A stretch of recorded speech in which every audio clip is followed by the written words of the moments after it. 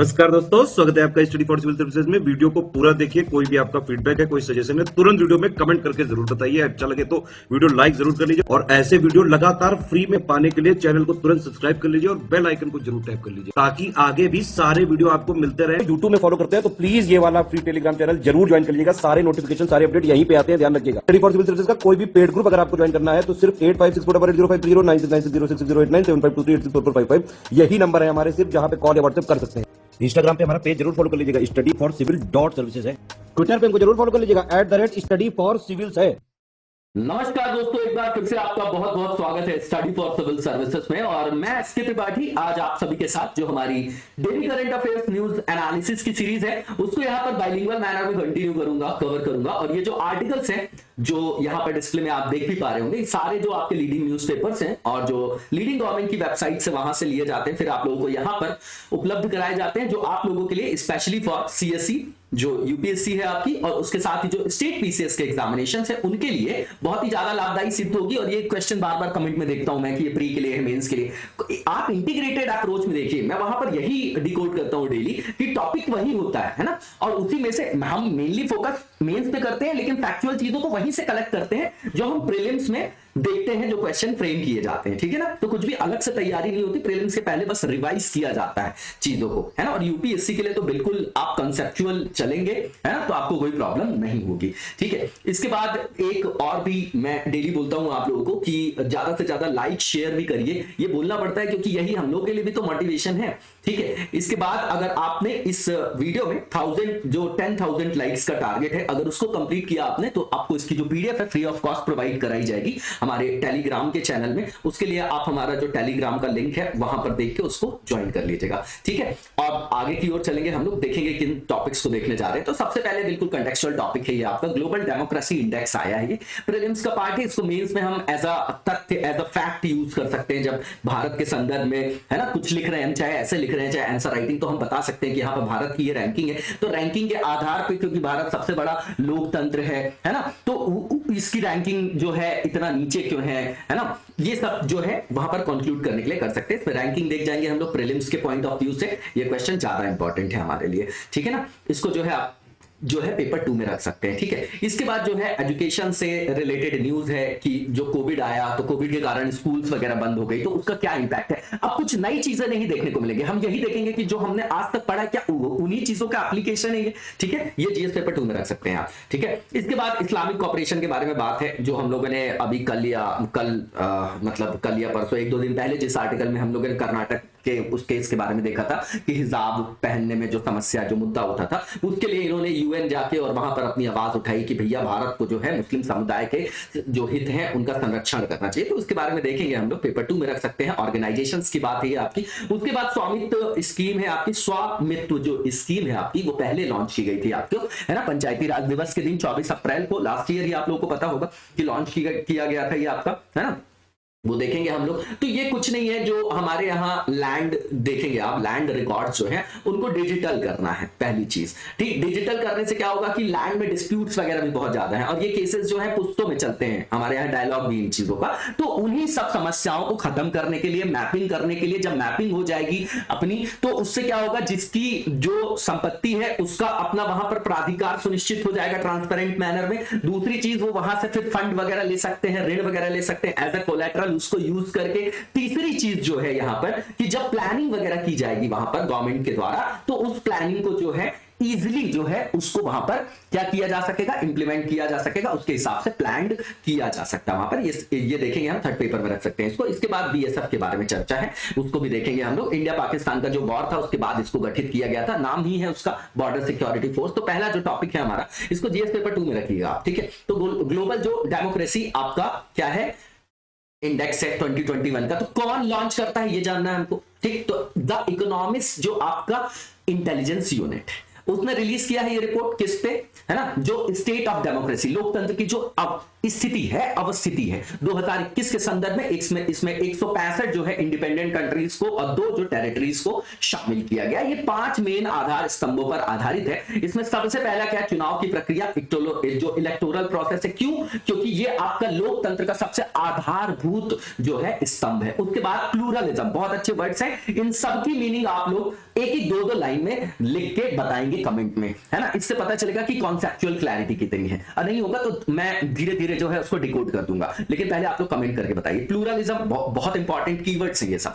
दूसरा, functioning of the government, इसको लिखने की जरूरत नहीं। पॉलिटिकल पार्टिसिपेशन, इससे क्या समझते हैं आप, ठीक। उसके बाद पॉलिटिकल कल्चर और उसके बाद सिविल लिबर्टी, इसके बारे में बताइएगा आप लोग, ठीक है ना। तो ये 5 जो है डायमेंशंस हैं जिनमें ये बेस्ड है आपका। उसके बाद ये रिपोर्ट जो है फर्दर जो है वहां पर इसका विभाजन किया गया है, किसमें, फुल डेमोक्रेसी में, फ्लॉड डेमोक्रेसी, हाइब्रिड रेजिम और अथॉरिटेरियन। ये स्टेट्स के टाइप्स नहीं है क्या, जो हम सबसे पहले पढ़ते हैं पॉलिटी में, ठीक है। तो इसको इसके आधार पर भी जो है वहां पर विभाजन किया गया। भारत को यहां पर फ्लॉड डेमोक्रेसी के अंतर्गत रखा गया। अथॉरिटेरियन जैसे नॉर्थ कोरिया वगैरह हो गया, ठीक है ना। और यहां पर नॉर्वे ने टॉप किया। मैंने हमेशा बोला है कि जो नार्डिक कंट्रीज है यही जो है इस तरीके के जितने भी आपके इंडेक्सेस आते हैं उसमें टॉप करते हैं, चाहे HDI हो, चाहे किसी में आप देख लीजिए, नॉर्वे हो गया, स्वीडन हो गया, फिनलैंड हो गया, वही सब चीजें आती हैं। अभी न्यूजीलैंड का भी जो है लगातार जो है बहुत जगह जो है अच्छा प्रदर्शन देखा जा रहा है। तो यहाँ पर नॉर्वे ने टॉप किया है ना। इसमें स्कोर वगैरह नहीं पूछता है, देख जाइएगा, टॉप किया है तो 9.75 है। अफगानिस्तान जो है लीस्ट डेमोक्रेटिक कंट्री, वहां हमेशा जो है वो इनस्टेबिलिटी रहती है, समस्या बनी रहती है, आप लोग को पता है ना। तो उसका ओवरऑल स्कोर जो है 0.32 है। तो ये रटना नहीं है हमको, पहली चीज। अब यहाँ पर रैंकिंग बता रहे, पहला दूसरा याद होना चाहिए, नॉर्वे, न्यूजीलैंड है। और भारत की रैंकिंग हमको याद होनी चाहिए। भारत की इस बार रैंकिंग 46 है, पिछली बार जो थी 53rd थी। तो देखिए कि हमारे यहाँ कितना लोकतंत्र सफल है, वो दिखाई दे रहा है यहाँ पर, ठीक है ना। उसके बाद यहाँ पर जो आपके अफ्रीकन कंट्रीज हैं वो लीस्ट रैंकिंग के अंतर्गत, जैसे सेंट्रल अफ्रीकन रिपब्लिक है, डेमोक्रेटिक रिपब्लिक ऑफ कांगो है, DRC जिसको बोलते हैं, नॉर्थ कोरिया है, म्यांमार में तो तख्ता पलट ही हो गया था, अफगानिस्तान है। तो ये बॉटम 5 नेशंस है इस साल की रैंकिंग में, ठीक है। इसको स्टार्ट किया गया था 2006 में, ठीक है। इसके बाद यहाँ पर चाइना वाइना की रैंकिंग आप देख जाइएगा, यहाँ पर ये इतना इंपॉर्टेंट नहीं है, ठीक है। सबकी रैंकिंग हमको नहीं याद करना है, ठीक। इसके बाद GS पेपर जो 2 का यहाँ पर लिखा है इन्होंने, एजुकेशन। तो यहाँ पर देखिए सीधी चीज ये है कि हमारे यहाँ स्कूल वगैरह जो है पिछले 2 साल 2.5 साल से, जब से कोविड आया तो लगभग जो है बंद रही। अब उससे क्या हुआ कि जो वल्नरेबल ग्रुप्स के लोग थे, जो डिप्राइव्ड, जो वंचित वर्ग के जो हमारे बच्चे हैं, स्टूडेंट्स हैं, वो तो एक पहले ही जो है आर्थिक समस्याओं से इतना ग्रस्त होते हैं कि अगर वो कोई अर्जन नहीं करे तो उनका पेट ही नहीं पाल सकते, वो उनके परिवार की आवश्यकताओं की पूर्ति नहीं कर सकते, खुद की पूर्ति नहीं कर सकते। तो वैसे ही ड्रॉप आउट का जो हमारे यहाँ रेशो है वो बहुत ज्यादा था। उसी को कम करने के लिए हम लोग जो है सर्व शिक्षा अभियान और सारी चीजें ला रहे थे कि भैया यहाँ पर स्कूल में सबसे पहले नामांकन तो बढ़ाओ, है ना, वंचित वर्ग के। और लड़कियों के संदर्भ में तो और भी वो समस्या भीषण थी, ठीक है। अब यहां पर क्या हुआ, इसमें भी जो सबसे बड़ा लॉस हुआ वो किसका हुआ, पैंडेमिक से। जो स्कूल बंद हुई, स्कूल जो क्लोजर हुआ, स्कूल वगैरह जो बंद रही, उसमें सबसे ज्यादा वंचित वर्ग के बच्चों को हुआ, नॉर्मल लोगों को भी हुआ है। क्यों? क्योंकि स्कूल जाने की एक हैबिट छूट जाने से एक वो जो आपका एक डिसिप्लिन बना होता है वो आपका कहीं ना कहीं उस पर नेगेटिव इंपैक्ट पड़ता है। बिल्कुल जनरलाइज करके चीजों को देखेंगे, इजीली समझ में आएगा, है ना। तो यहां पर जो है, यहां पर बताया जा रहा है कि फिर से खोलने के लिए अब वैज्ञानिक साक्ष्य जो है उपलब्ध है ना। तो मूल कारणों का विश्लेषण किया जाए और वापस से उसको जो है क्या किया जाए, फ्यूचर पॉलिसी बनाया जाए कि ऐसी पैंडेमिक आ जाए तो किस तरीके से हम जो है उसको कंटिन्यू रख सकते हैं, है ना। उसके विकल्प के रूप में क्या यूज कर सकते हैं, ये सब चीजें यहां पर चर्चा की गई है, ठीक है। अब यहां पर भारत में जो स्कूल बंद होने का जो समय है, स्कूल बंद हुआ जो महामारी के कारण, तो उसमें जो भारत की रैंकिंग है दूसरी है युगांडा के बाद। युगांडा की कैपिटल क्या है बताइए जरा, तो कमेंट बॉक्स में। तो इससे वर्ल्ड मैप भी रिवाइज होता रहेगा। अफ्रीका वगैरह देखते रहा करिए आप लोग, मैप मैंने बोला डेली देखा करिए, है ना। और कल से मैं आपको कुछ जो है बीच बीच में टास्क भी दूंगा, ठीक है ना। कुछ क्वेश्चन हम मैप पे बेस्ड देखेंगे क्योंकि प्रीलिम्स आ रहा है हमारा, ठीक है। तो युगांडा जो है वो फर्स्ट रैंक है और जो ये सेकंड रैंक है, किसकी सेकंड रैंक है, भारत की, ठीक। अब जो यूएन की रिपोर्ट है उसके हिसाब से यहां पर 82 वीक्स का क्लोजर रहा स्कूल का, ठीक है। इससे जो अंडर प्रिविलेज्ड लोग हैं, है ना, जो आपके अंडर प्रिविलेज्ड लोग हैं या डिप्राइव्ड क्लास के जो बच्चे हैं, है ना, वो जो है लास्ट 2 इयर्स में सबसे ज्यादा अफेक्टेड हुए हैं, ठीक है। तो इससे जो है इनइक्वालिटी, जो इनइक्विटी है वो और चौड़ी हो गई। पहले से भी आप देखिए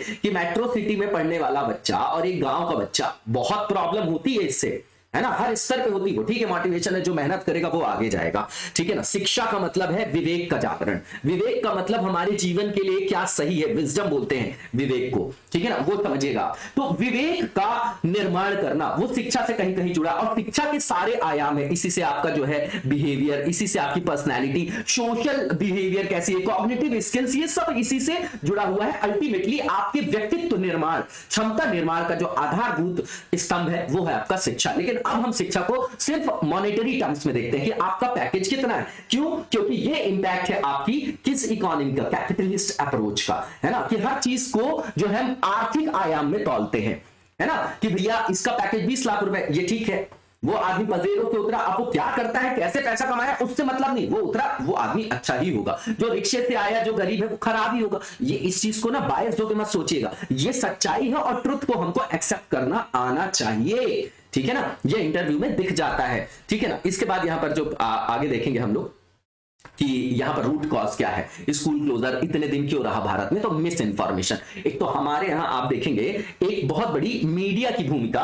या मीडिया के अंतर्गत सब आ जाता, प्रिंट मीडिया भी आ गया, डिजिटल मीडिया भी आ गया, सब चीजों को रख लीजिए वहां पर, न्यूज़पेपर भी है, टीवी भी है, अब तो सोशल मीडिया का इतना बड़ा चीज है, किसी से कुछ आता हो चाहे ना आता हो, लेकिन भैया शॉर्ट्स बनाना जरूर आता है, इंस्टाग्राम में अपना अपडेट करना, स्टेटस बहुत जरूरी, क्योंकि कोई चीज हमने खरीदी है तो लोगों को तो दिखाते हैं, हमको इतना जल्दीबाजी होती है कि भैया हमने ये खरीदा है ना, तो हम सबको बताते हैं, ठीक है। तो अब राइट टू प्राइवेसी तो वैसे भी ब्रीच हो रही है, आप समझिएगा चीजों को। अब यहां पर गलत सूचना का बहुत बड़ा इंपैक्ट पड़ता है पूरे लोकतंत्र में, क्योंकि उससे एक जनमानस में एक विचारधारा उत्पन्न होती है, तो वहां पर जो है बढ़ा चढ़ा के चीजों को बताया गया, वो उसके कारण पेरेंट्स डर गए, है ना। तो वहां पर जो है तीसरी लहर के बारे में, अभी थर्ड वेव के बारे में आप देख लीजिए कि हुआ कुछ नहीं, लेकिन उससे जो है ना, कि बच्चों के टीकाकरण के लिए वो जो है प्रतीक्षा करे, और प्रतीक्षा करने लग गए, उनको टेंशन तो होगी पेरेंट्स को अपने बच्चों को लेके, है ना। तो ये मिस इन्फॉर्मेशन के कारण जो है लगातार हमारे यहाँ स्कूल्स वगैरह बंद रहे।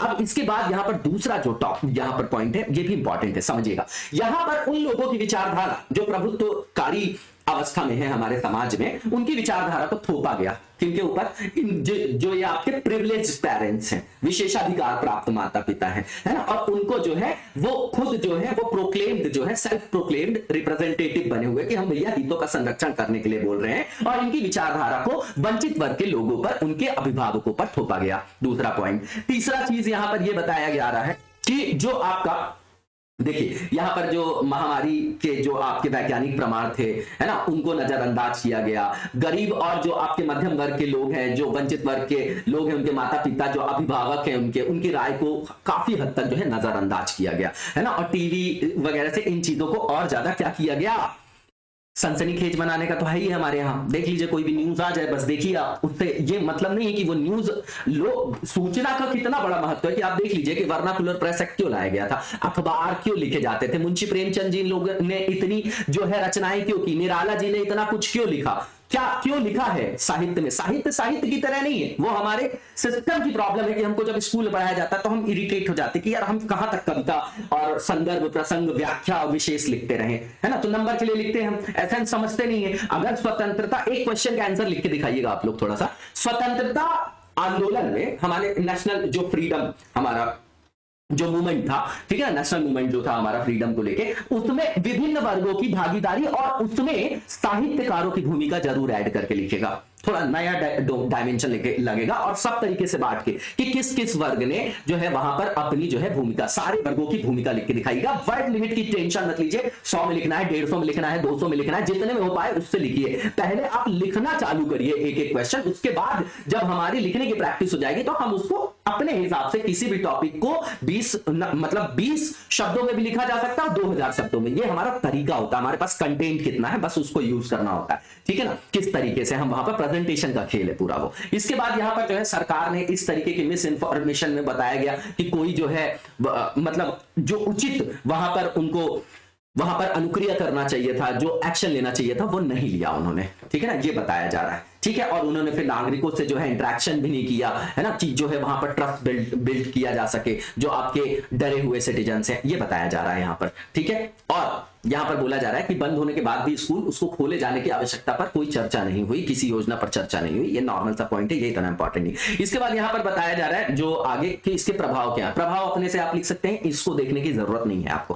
पहली चीज कि जो डिसएडवांटेज, जो वंचित वर्ग के बच्चे थे, सबसे ज्यादा ऋणात्मक प्रभाव उन पर पड़ा। पहले से ही वंचित थे और ज्यादा वो परेशान हो गए, क्योंकि कोविड का जो सबसे बड़ा इंपैक्ट है, चाहे डिमोनेटाइजेशन का सबसे बड़ा इंपैक्ट है, किस पे आता है सबसे पहले? कोई भी इंपैक्ट आता है गरीब लोगों में। ठीक, मिडिल वाले तो जूझते ही रहते हैं, और जो अपर क्लास के लोग हैं उनको कोई समस्या कभी नहीं होती। ठीक है ना, क्यों? क्योंकि उनको जो है अपनी जीवन की अनिवार्य आवश्यकताओं को पूर्ण करने की जो है वहां पर उनको वो नहीं रहती आवश्यकता इस तरीके से कि हमारी नितांत आवश्यकताएं जो बेसिक नीड्स है वो पूरी हो जाए। ठीक है ना, यहां तो बेसिक नीड्स ही इनकी पूरी नहीं हो रही। ठीक है ना, इसके बाद यहां पर जो है लर्निंग जो है कोविड के दौरान जो है ना, यहां पर लेना चाहिए हमको। और जो हमारे यहां एक चीज है, ठीक है ना, ये तो नॉर्मल पॉइंट्स हैं सारे, आप देख लीजिएगा, एक बार रीडिंग मार लीजिएगा। ठीक है, यहां पर ये समझिएगा कि हमारे यहां जैसे स्कूल का आप सिस्टम देखिए तो वहां पर पाठ्यक्रम को, सिलेबस को पूरा करना ही सबसे बड़ा टास्क बना हुआ है। ये हम नहीं देखते कि बच्चे ने सीखा कितना है, लर्निंग आउटकम पे फोकस नहीं करते, हम परसेंटेज पे बेस्ड चीजों को देखते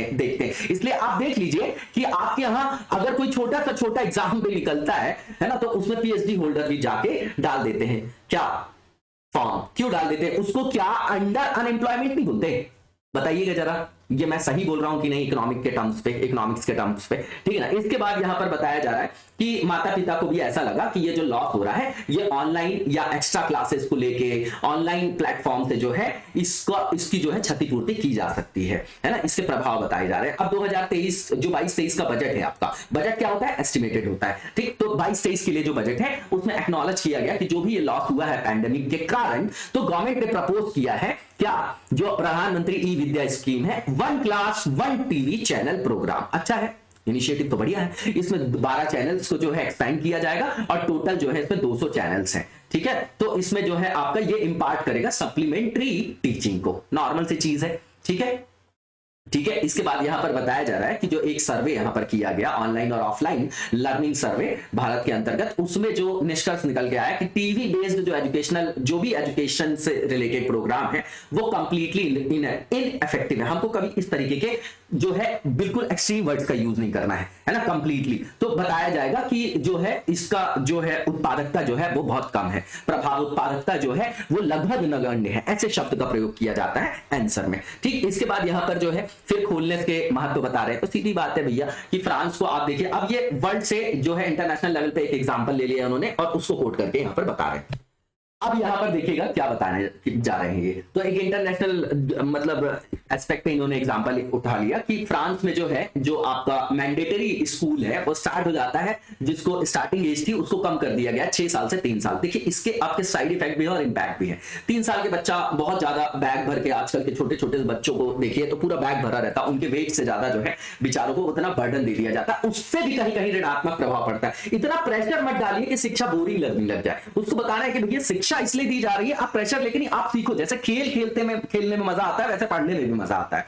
ठीक है ना, ये बिल्कुल सही बात है। जिस दिन से आप पढ़ाई को एंजॉय करने लगते हैं, देखिए अगर आपने सही में मेहनत की ना, तो आप ये बात याद रखिएगा, शिक्षा जो है आपको जीवन में जो है वो कहीं ना कहीं अगर आपने ईमानदारी से मेहनत की है किसी बहुत अच्छी जगह तक ही पहुंचाएगा। ठीक है ना, याद रखिएगा। ठीक है, अब यहां पर जो है ये बताया जा रहा है कि वहां पर समानता को बढ़ाने के लिए एजुकेशन के एस्पेक्ट में बता रहे हैं, तो और जो आपके वंचित वर्ग के लोग हैं, जो बच्चे हैं, उनको जो एजुकेशन सिस्टम में कॉम्पिटिटिव बने रहने के लिए ये सब किया गया है। ठीक है, और वहां पर जो आपका क्या बोलते हैं कि कंपलसरी जो एजुकेशन का प्रावधान है वो जो है वहां पर उसकी भी एज जो है 3 से 16 साल तक जो है रखी गई है। ठीक है, 3 से 16 साल तक रखी गई है। ठीक, अब इसके बाद ये बताया जा रहा है कि ये क्यों किया जा रहा है, ऐसा क्यों किया जा रहा है, क्योंकि देखिए कोई भी बच्चा जो है उसकी पर्सनैलिटी कैसे बनती है। ठीक है ना, आप समझिए जब बच्चे का इंटरेक्शन होता है, सबसे पहली जो बच्चा, जैसे कोई भी बच्चा या बच्ची ने जन्म लिया यहां पर, तो उसका जो सबसे पहले टीचर होगा कौन? माँ होगा, माँ होगी और पिता होंगे। क्यों? क्योंकि उनका इंटरेक्शन उससे होना है। ठीक है ना, इसलिए बोलते हैं कि बच्चे की माँ को शिक्षित होना आवश्यक है, पिता को शिक्षित का मतलब बिक्री नहीं होता है ना, ज्ञानी होना और पढ़ा लिखा होना, इसमें बहुत बड़ा अंतर है। ठीक है ना, ये बिल्कुल सच बात है। अब यहां पर आप समझिए कि बच्चों का जो कॉग्निटिव स्किल है या उनका जो सोशल बिहेवियर है या उनका जो कैपेसिटी बिल्डिंग है या जो उनकी स्किल डेवलपमेंट है, वो जो है किसके संदर्भ में होता है, उनकी एलिमेंट्री, जो प्राइमरी और जो मिडिल जो आपकी लेवल का एजुकेशन का इंफ्रास्ट्रक्चर है वहीं तक जो है विकसित उनका हो जाता है। और ये बोला जाता है कि जो न्यू बॉर्न बेबी होता है उसका नियोनाटॉल जब से वो पैदा होता है और तब से लेके 5 वर्ष तक जो है उसके मस्तिष्क का जो है मैक्सिमम पार्ट का डेवलपमेंट हो जाता है। ठीक, उसी टाइम पे उसको जो है अच्छी डाइट चाहिए, उसको अच्छी केयर चाहिए। अब ये सब कब होगा, मैंने हमेशा बोला है ना, कि सबसे पहले कोई बच्चा बच्ची का जन्म होता है तो उसको सबसे पहले जो है हेल्थ और एजुकेशन दे दीजिए। अब हेल्थ बोलते हैं, पूछते हैं सबसे पहले इंपॉर्टेंट क्या है, तो बोले हेल्थ का ख्याल वो बच्चा खुद रख सकता है क्या? नहीं, उसकी मां रखेगी। तो उसकी मां का शिक्षित होना आवश्यक है। तो सबसे ज्यादा पैदा होने वाले बच्चे या बच्ची के लिए एजुकेशन इंपॉर्टेंट है, क्योंकि जब उसकी मां शिक्षित होगी, अवेयर होगी, तभी तो उसका आगे का पूरा क्या डिसाइड होगा, जीवन। और वो जीवन क्योंकि देश के भविष्य से संदर्भित है, क्योंकि वही तो आगे चल के देश का भविष्य बनेगा। वो ह्यूमन रिसोर्स के डेवलपमेंट का फिर चार्ट याद करिए आप, ठीक है ना, हेल्थ, एजुकेशन, फिर उसके बाद आप उसको क्या दे दीजिए, स्किल। तो वो जो है एम्प्लॉयमेंट उसको मिल गया, रोजगार मिल गया, तो वो क्या बन गया, ह्यूमन रिसोर्स बन गया। तो वो कहीं ना कहीं नेशनल कैपिटल और फिर जाके इंटरनेशनल कैपिटल के रूप में जो है वहां से उसका कन्वर्जन होगा। वही चीजें है, ठीक है। इसके बाद यहां पर बताया जा रहा है, जो मैंने आपको बता दिया है, कि अगर इस दौरान इन सब चीजों से वो वंचित हो गया, ठीक, और उसके मस्तिष्क का जो विकास जो है अपेक्षित रूप से नहीं हुआ, तो उसका इंपैक्ट उसके पूरे जीवन में देखा जाएगा, है ना। जो उसकी लर्निंग कैपेसिटी है अगर वो कम हो गई, तो ये सीधा सीधा जाके जुड़ेगा पॉवर्टी के विस्कस साइकिल से, है ना। जो आपका दुष्चक्र है एक गरीबी का, वहां से भी जाकर जो है वो सीधा सीधा क्या होगा, आपका जुड़ेगा। तो जीवन में जो अचीवमेंट उसको प्राप्त करनी चाहिए थी वो नहीं करेगा वो, और इसका पूरा नुकसान उसकी पूरी आने वाली पीढ़ी को, एक जनरेशन को हो सकता है। ठीक, नॉर्मल सी चीजें यहां पर बताया गया। अब यहां पर जो है एक रिपोर्ट जो है, बहुत सारी जो रिसर्च हुई और वर्ल्ड बैंक के द्वारा जो वर्ल्ड डेवलपमेंट रिपोर्ट है उसमें भी बताया गया है कि अब जो है नेचर जो है ना, डिमांड जो है वर्ल्ड की बदल रही है। ठीक, समझिएगा मेरी चीज को, इसको आप लोग रीडिंग मान लीजिएगा, ठीक है। अब कोविड के कारण जो क्रंच हुआ, तो 2 साल से पूरे वैश्विक अर्थव्यवस्था पर बहुत बड़ा क्रंच आया, बहुत ज्यादा ऋणात्मक प्रभाव पड़ा। अब आप समझिएगा कि अगर उसकी पूर्ति करना है तो हमको ज्यादा तेजी से विकास करना होगा। जो परंपरागत जो स्किल्स हैं, जो आपका कौशल है, उनसे निकलकर नई तकनीकियों का समावेश करके अब जो है अर्थव्यवस्था का विकास किया जा सकेगा। उसी स्पीड से जो है हमको डेवलप करने के लिए, ठीक है ना। तो उसके लिए मैंने कई बार बताया, आर्टिफिशियल इंटेलिजेंस है, हडूप है, डेटा एनालिटिक्स है ना, जो है आपका कोडिंग है ना, डिजाइनिंग है, आपका 3D प्रिंटिंग है, ई-कॉमर्स है ना, और इसके साथ ही इनसे जुड़ी जो नई टेक्नोलॉजी है इन पर फोकस करने की आवश्यकता है, ठीक है। तो अब बदलती प्रकृति के साथ वहां पर कैपेसिटी बिल्डिंग और जो स्किल डेवलपमेंट की बात है स्टूडेंट्स के अंतर्गत, उसको भी तो अलाइन करना पड़ेगा। उसी के आधार पर वो है उनके पूरे जीवन का विकास अब निर्भर है ना। तो उसके लिए जो है पोषण हो गया, स्वास्थ्य हो गया, सोशल सिक्योरिटी हो गया, जो बेसिक एजुकेशन है ना, उस पर जो है अब इन्वेस्टमेंट करना होगा ज्यादा से ज्यादा, जिसको हम सोशल इंफ्रास्ट्रक्चर पर इन्वेस्टमेंट बोलते हैं, ठीक है ना। और अब हमको जो है इस चीज से निकलना पड़ेगा कि सिलेबस कंप्लीट करना, डिग्री लेना, सीखने की क्षमता को विकसित करना पड़ेगा। साथ ही साथ है ना कि जो है स्टूडेंट अपने ऊपर जो है आत्मनिर्भर हो जाए, है ना। वो मतलब उसको ऐसी कोई स्किल दे दें हम जिससे उसका जो है भरण पोषण हो पाए। ठीक, यहाँ पर इकोनॉमिक सर्वे ने भी यहाँ पर बोला है कि अगर किसी भी इंडिविजुअल को एजुकेट कर देते हैं तो उसका कंट्रोल उसकी लाइफ पर ज्यादा हो जाता है। इसको ऐसे समझिए कि दुनिया का कोई भी व्यक्ति हो, चाहे वो दिव्यांग हो, चाहे वो आपका कि मोटा हो, पतला हो, गरीब हो, अमीर हो, किसी को भी आप शिक्षा दे दीजिए, तो अगर शिक्षा से अगर उसने सीख लिया, उसकी कैपेसिटी बिल्डिंग हो गई, एक बार उसके अंदर स्किल डेवलप हो गई, तो दुनिया में कहीं भी छोड़ दीजिए, वो अपने जीवन में सबसे अच्छा करने की उसकी क्षमता का विकास हो जाएगा। तो गरीबी के दुष्चक्र से, कुपोषण के दुष्चक्र से, इनसे वो वापस निकल जाएगा बाहर, है ना, बाहर निकल सकता है और अपने जीवन में अवसरों का उपयोग करके अपने व्यक्तित्व को कहां तक ले जा सकता है, जहां तक वो चाहेगा मेहनत करके, वहां तक उसका डेवलपमेंट करके, उसको डेवलप करके अपने जीवन को एक अच्छा जीवन व्यतीत कर पाएगा। यहां पर ये बोला गया है, ठीक है ना। अब यहां पर जो है ये बताया जा रहा है कि वर्ल्ड बैंक की जो रिसर्च है उसमें बताया गया, जमैका है, नाइजीरिया है, मैक्सिको है, जो है वहां पर ये जो है सर्वे किया गया, तो उसमें बोला गया कि जो आपका 1 साल की भी स्कूलिंग होती है ना, किसी को अगर एक साल की स्कूलिंग दे दी जाती है तो उससे जो सोशल अनएक्सेप्टेबल जो बिहेवियर होता है, उस पर जो रिस्क होता है या उसके जो नेगेटिव इंपैक्ट होते हैं, उसको क्या किया जाता है, वो कम किया जाता है। 1 ही साल में देख लिया जाता है कि उस पर ऋणात्मक प्रभाव आ जाता है। बिल्कुल सीधी बात है, शिक्षा से विवेक का निर्माण होता है, ठीक है ना। तो इसके बाद यहाँ पर बताया जा रहा है कि इसमें जो है फीमेल्स भी जो एम्पावर्ड होती है, वुमेन एम्पावरमेंट भी होती है इससे, क्योंकि उनको भी अधिकारों के बारे में पता होता है ना। अब आप देख लीजिए, हमारे यहाँ ही देख लीजिए, बहुत सारे जो है आपके, जैसे मान लीजिए कि कल ही हम लोगों ने देखा था कि जो हमारे यहाँ हिंदू जो आपका उत्तराधिकारी संपत्ति का जो अधिकार था 1955, उसके बाद जो है उस समय महिलाओं को अधिकार नहीं था, वहां पर नहीं दिया गया था, है ना, पैतृक संपत्ति में। लेकिन अब जो 2003 में दिया गया, तो धीरे धीरे क्या होता है कि जैसे जैसे आप मतलब आपके अंदर विवेक का जागरण होता है, वैसे वैसे आप अधिकारों की मांग करते हैं। इसको आप हिस्ट्री में भी अप्लाई करके देखिए, अभी भी देखिए आप इन चीजों को अप्लाई करके, हमेशा वो चीजें आपको दिखेंगी। इसके बाद यहां पर बोला जा रहा है कि इससे जो आपकी बाल विवाह है ना, जो कम उम्र में टीन प्रेगनेंसी की जो प्रॉब्लम होती है, उसको भी कम किया जा सकेगा, ठीक है ना, ठीक है। वो प्रिकॉशंस वगैरह ले पाएंगे, है ना, इन चीजों से बचने के लिए। उसके बाद जो है यहाँ पर जो हमारे यहाँ जो फैमिली का जो साइज है ना, जो पॉपुलेशन है, उस पर भी कंट्रोल किया जा सकेगा। इसके बाद यहां पर ये बोला जा रहा है कि अगर प्रिलिमिनरी या बेसिक फाउंडेशनल जो आपका एजुकेशन का इंफ्रास्ट्रक्चर है वो अगर एब्सेंट है कहीं पे, तो वो पॉवर्टी के जो आपका विस्कस साइकिल है उससे सीधा सीधा रिलेटेड है, मैंने पहले ही बोला आपको, है ना। और फिर ये एक जनरेशन से दूसरे जनरेशन में जाती है ना, ठीक है। अब यहां पर ये बताया जा रहा है कि ये मैंने पहले भी बताया था आपको, ठीक है, कि यहां पर जो इस तरीके से समझिए कि अगर माता पिता जो है, उनके पेरेंट्स हैं, अगर वो शिक्षित रहते हैं, है ना, और स्वस्थ रहते हैं, है ना, माताएं अगर स्वस्थ हैं, शिक्षित हैं, तो वो फिर अपने बच्चे को जो है अच्छे तरीके से उनकी परवरिश करके उनको शिक्षा प्रदान कर, अगर ये कैपेबल है तभी तो वो कर पाएंगे ना। कोई भी माँ बाप नहीं चाहते कि उनका छोटा बच्चा जाके जो है वो बेचारा दिहाड़ी वाला काम करे, लेकिन मजबूरी होती है, अपने पेट के लिए तो करना ही पड़ता है ना। आपके पास खाने के लिए चीजें नहीं है, अगर आप खाना भी 2 टाइम का नहीं जो है अर्जित कर पा रहे हो या कहीं से व्यवस्था कर पा रहे हो, तो इस तरीके की चीजें की जाती है, कहीं ना कहीं जो है क्राइम को भी बढ़ावा देती है, इंटरनल सिक्योरिटी को भी थ्रेट है, इसका बहुत बड़ा डोमेन है, ठीक है। इसके बाद यहाँ पर आप देखेंगे कि ये बताया जा रहा है कि बदलते परिवेश के साथ जो है शिक्षा को भी अब वहां पर सिंक्रोनाइज करने की जरूरत है, ताकि जो परिवर्तनशील जो भी कार्य प्रणाली है उससे हम वहां पर सामंजस्य स्थापित कर सके नई टेक्नोलॉजीज वगैरह को, ठीक है। ये स्किल डेवलपमेंट से सीधा सीधा आपका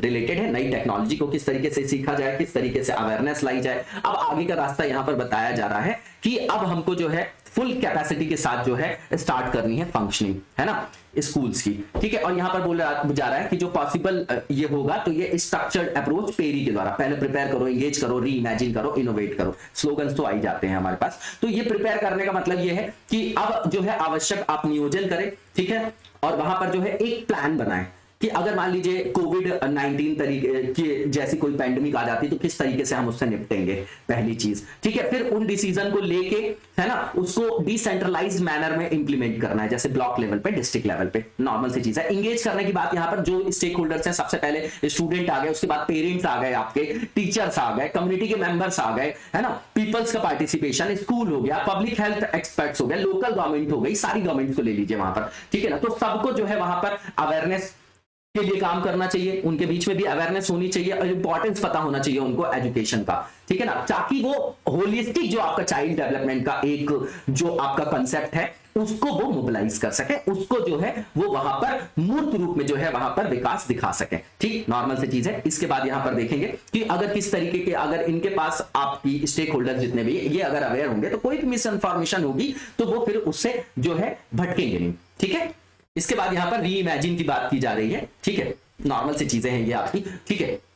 तो यहां पर वही बताया जा रहा है कि मार्जिनलाइज जो कम्युनिटी के लोग हैं वो पहले ही ड्रॉप आउट के केसेस वहां पर ज्यादा थे, है ना, तो वो जो है अब वापस से वो बेचारे शिक्षा से हमेशा वंचित ही रहेंगे, तो वो चाइल्ड लेबर में जाके जो हो जाएंगे। और या देखिए अब जुवेनाइल क्राइम माइनस को यूज किया जाता है क्राइम कराने के लिए भी, है ना, इन सब चीजों में वो संलग्न होंगे, है ना। तो यहां पर जो है इस तरीके की मैथड्स का यूज करना है कि स्कूल फंक्शनिंग करे और वापस से इन लोगों को वहां पर जो है संपृक्त कर सके, ठीक है ना। तो विशेष पहल करना चाहिए यहां पर, वैयक्तिक रूप में भी जो है ना, यहां पर शिक्षण वगैरह की व्यवस्था करनी चाहिए, नॉर्मल से चीजें यहां पर, ठीक है। इसके बाद यहां पर बताया जा रहा है इनोवेशन का, ठीक है, तो कंपनसेट करने के लिए अब नई टेक्नोलॉजी का जो है वहां पर यूज करने की आवश्यकता है, ठीक है, तभी हम कंपनसेट कर सकते हैं लॉन्ग टर्म प्लान बना के इस लर्निंग लॉस को, ठीक है। अब यहाँ पर जो है ये आप देख जाइएगा, बाकी नॉर्मल पॉइंट है वही सब है यहाँ पर। इसके बाद यहाँ पर बताया जा रहा है कि ये आप हमारी क्या है, सोशियो पॉलिटिकल रिस्पॉन्सिबिलिटी है, हर किसी की है ना, हमारी मतलब हमारी आपकी सबकी है ये,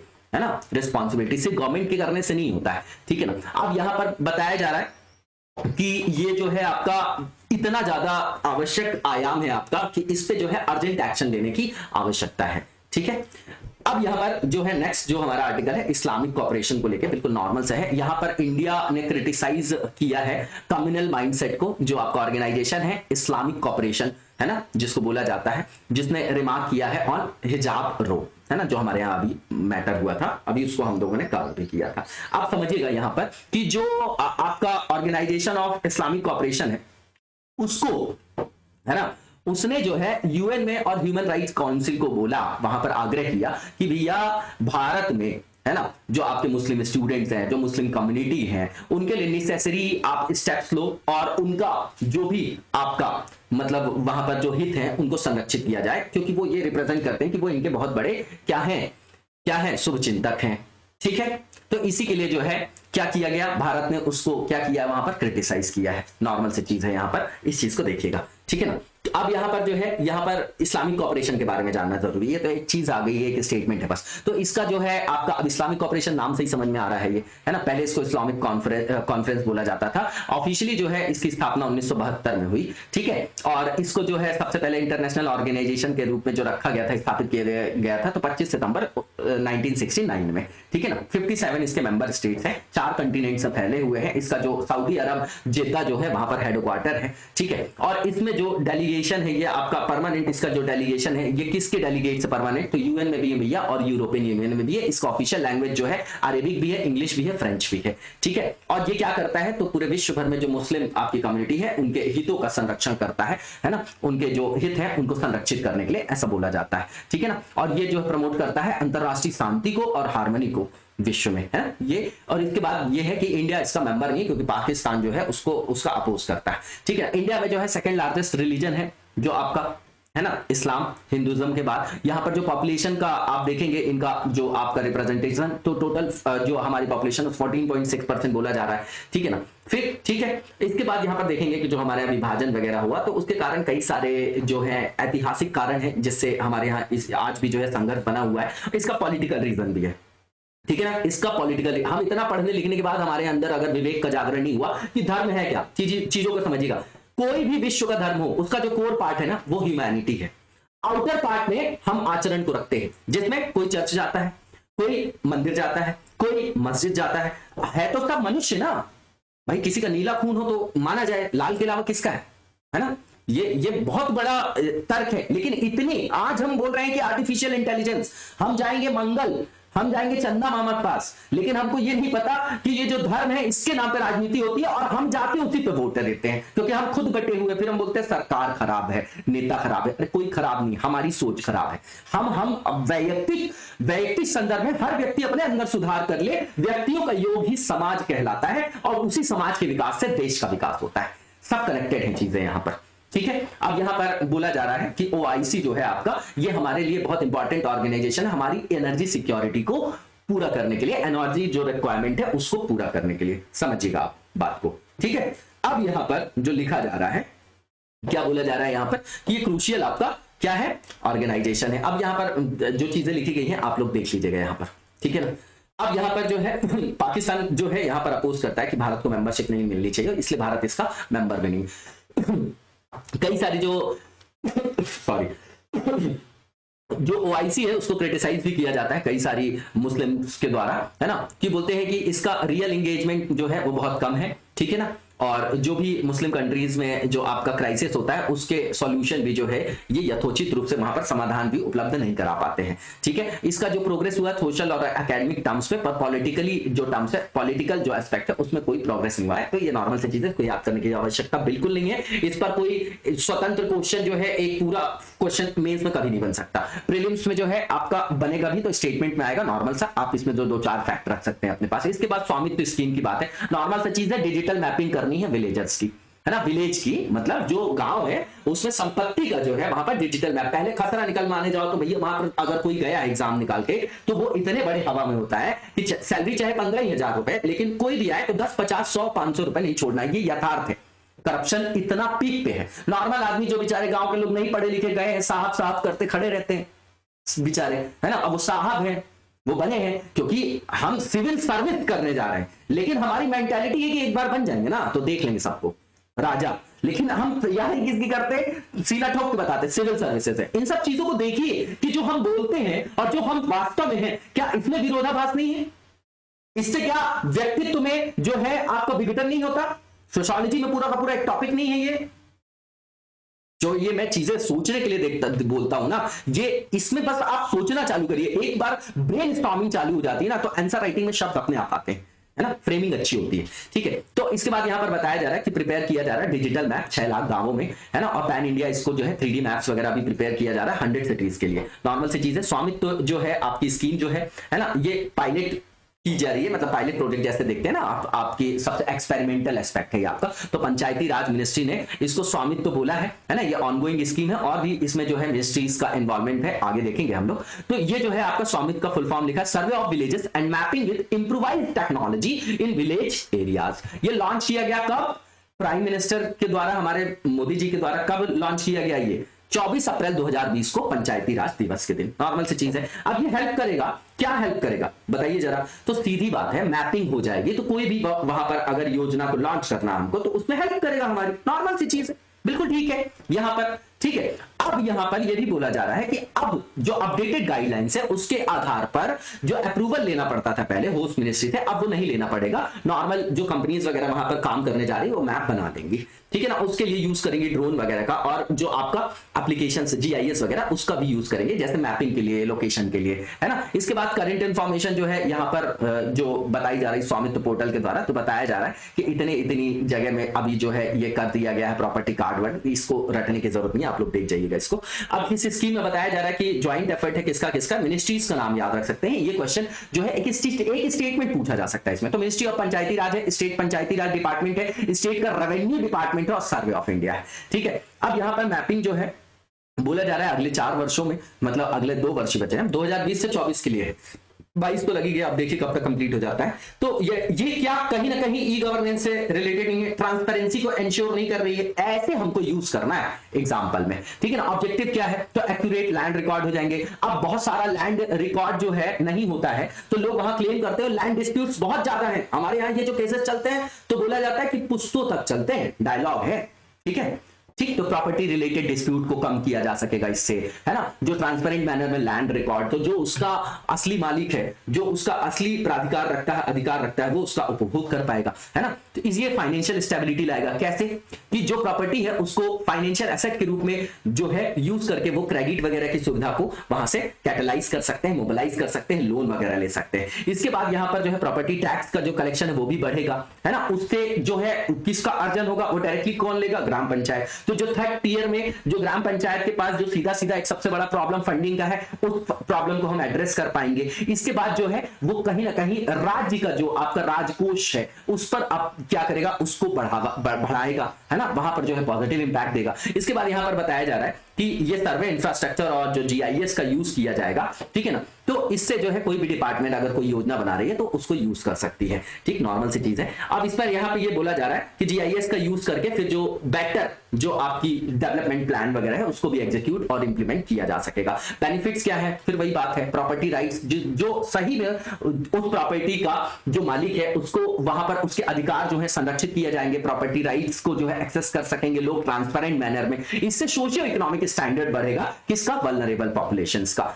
है ना। इसके बाद यहां पर बताया जा रहा है कि लैंड जो है एसेंशियल रिसोर्स है किसी भी इकोनॉमिक एक्टिविटी का, ठीक है, सही बात है। तो उसको भी जो है सही तरीके से जो है मोबिलाइज की उसका दोहन किया जा सकेगा। अब यहाँ पर जो बहुत सारे जो लैंड से रिलेटेड जो आपके डिस्प्यूट, लैंड डिस्प्यूट से रिलेटेड कॉन्फ्लिक्ट होते हैं उसको रोका जा सकेगा, नॉर्मल सी चीज है, ठीक है ना, और लोकल लेवल पे ही उसका समाधान किया जा सकेगा। इसके बाद यहाँ पर बोला जा रहा है ठीक है, कि ये जो आपका प्लानिंग वगैरह करना है, तो जैसे इंफ्रास्ट्रक्चर वहां पर खोलना है, ठीक है ना, इंफ्रास्ट्रक्चर किसी तरीके का डेवलप करना है, स्कूल है, कम्युनिटी हेल्थ सेंटर है, कुछ भी है, रिवर है, स्ट्रीट लाइट है, कुछ भी है, उसके अंतर्गत इंफ्रास्ट्रक्चर के अंतर्गत सारी चीजें आ जाएंगी। सोशल इंफ्रास्ट्रक्चर भी आएगा वहां पर, फिजिकल इंफ्रास्ट्रक्चर भी आएगा। तो फिजिकल इंफ्रास्ट्रक्चर में इन्होंने कुछ एग्जांपल दिए, तो अगर वहां पर कोई इंफ्रास्ट्रक्चर डेवलपमेंट करना है, हमारे पास मैप है, तो हम ज्यादा जो है प्रिसाइज मैनर में जो है वहां पर ज्यादा अच्छे से विकास कर सकते हैं, ठीक है। तो फंडिंग वगैरह किस तरीके से करना है, एलोकेट कैसे करना है फंड, वहां पर भी ट्रांसपेरेंसी नजर आएगी, ठीक है ना। तो ई गवर्नेंस से गुड गवर्नेंस की तरफ हम बढ़ पाएंगे, ठीक है। इसके बाद यहां पर बताया जा रहा है कि प्रॉपर्टी, फिर वही टॉपिक है कि कोलैटरल के रूप में यूज कर पाएंगे, इसको देख जाइएगा आप लोग, ठीक है ना।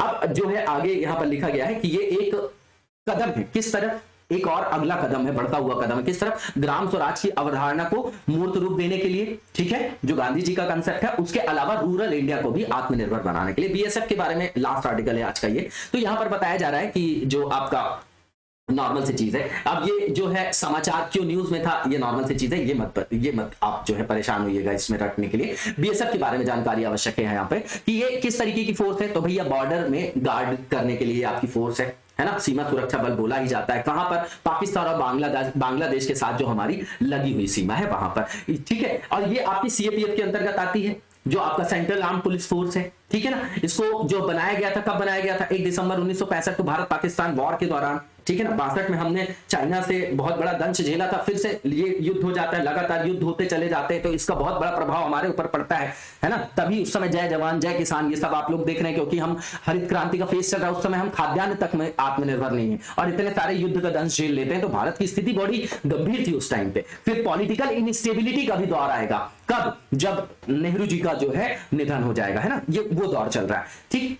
अब यहां पर जो है ज्यूरिसडिक्शन की बात की जा रही है, तो भैया जो इंटरनेशनल बॉर्डर है इंडिया बांग्लादेश से लगा हुआ है ना, जिसको आप एलओसी बोलते हैं, है ना, और जो आपका वहां पर जो है कार्यरत है, और एंटी जो नक्सल आपका नक्सलवाद है, वहां पर जो ऑपरेशंस किए जाते हैं वहां पर भी ये आपके तैनात होते हैं, ठीक। ये अकेली ऐसी आपकी सेंट्रल आर्म पुलिस फोर्स है जो फुल फ्लेज्ड है ना। इसमें वाटर विंग भी है, एयर विंग भी है और आर्टिलरी रेजिमेंट भी है, इसका अपना खुद का। ये मिनिस्ट्री ऑफ होम अफेयर्स के अंतर्गत आता है, इसका अपना एक कैडर है, लेकिन जो इसके हेड होते हैं डायरेक्टर जनरल, वो आईपीएस ऑफिसर होते हैं, ठीक है ना। और अभी अगर वर्तमान संदर्भ में आप देखेंगे तो पूरे विश्व के जो सबसे बृहद या लार्जेस्ट बॉर्डर गार्डिंग फोर्स के रूप में बीएसएफ को जाना जाता है, ठीक है ना। और इसको टर्म किया जाता है as a first line of defence, भारतीय क्षेत्र के रूप में, भारतीय राज्य क्षेत्र में, इंडियन टेरिटरी के रूप में, ठीक है ना। अब इसका हेडक्वार्टर न्यू दिल्ली में है। सबसे पहले जो इसके हेड थे केएफ रुस्तम जी थे, ठीक है ना, वो आपके 1965 से 1972 तक थे। 22 जुलाई से 30 सितंबर, डेट याद करने की जरूरत नहीं है। अभी करंट में जो इसके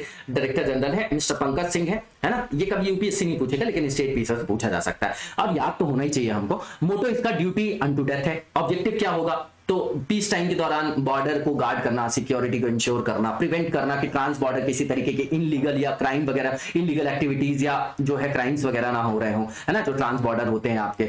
और यहाँ पर जो है ट्रैफिकिंग कई तरीके की होती है, ड्रग्स भी होती है, ह्यूमन ट्रैफिकिंग, बहुत सारी चीजें, स्मगलिंग वगैरह को जो है रोकना वहां पर, ठीक है ना। एंटी इनफिल्ट्रेशन, है ना, ये बहुत बड़ी समस्या है, आप लगातार देखते हैं, ठीक है। इसके बाद जो है कलेक्शन जो है वहां पर करना, इंटेलिजेंस का, इंफॉर्मेशन का, ट्रांस बॉर्डर, है ना। उसके बाद जो है वहां पर सेंस ऑफ सिक्योरिटी को डेवलप करना, लोगों के अंदर अवेयरनेस लाना, है ना, वहां पर जो है सिक्योरिटी को लेके बॉर्डर एरियाज में। और वॉर टाइम में क्या करेगा, तो भैया ऐसा है कि वॉर टाइम पे ये अपने एक्टिव, हमेशा उसका काम तो वही है ना, वहां पर सुरक्षा को मुहैया कराना। तो जो भी आपके कम खतरा वाले क्षेत्र हैं, है ना, उसमें जो है मान लीजिए कि कोई लेस थ्रेटेंड सेक्टर है, तो वहां पर मेन अटैक होने वाला है, तो उसको डेवलप होने से, मतलब शुरू होने से जो है रोकना, उस तरीके की जो है तैयारी को, प्रिपेयर्डनेस को वहां पर बनाए रखना, ठीक है ना, उस तरीके की कैपेबिलिटी बनाए रखना। लोकल सिचुएशन को जो है वहां पर, लोकल सिचुएशन पे उनकी होल्ड जो है, उनकी पकड़ इतनी जबरदस्त होनी चाहिए कि वो वहां पर किसी भी जो है, किसी भी ऐसी कंडीशन अगर जो है, मतलब इसको ये बोलते हैं कि आपदा ही बोलेंगे ना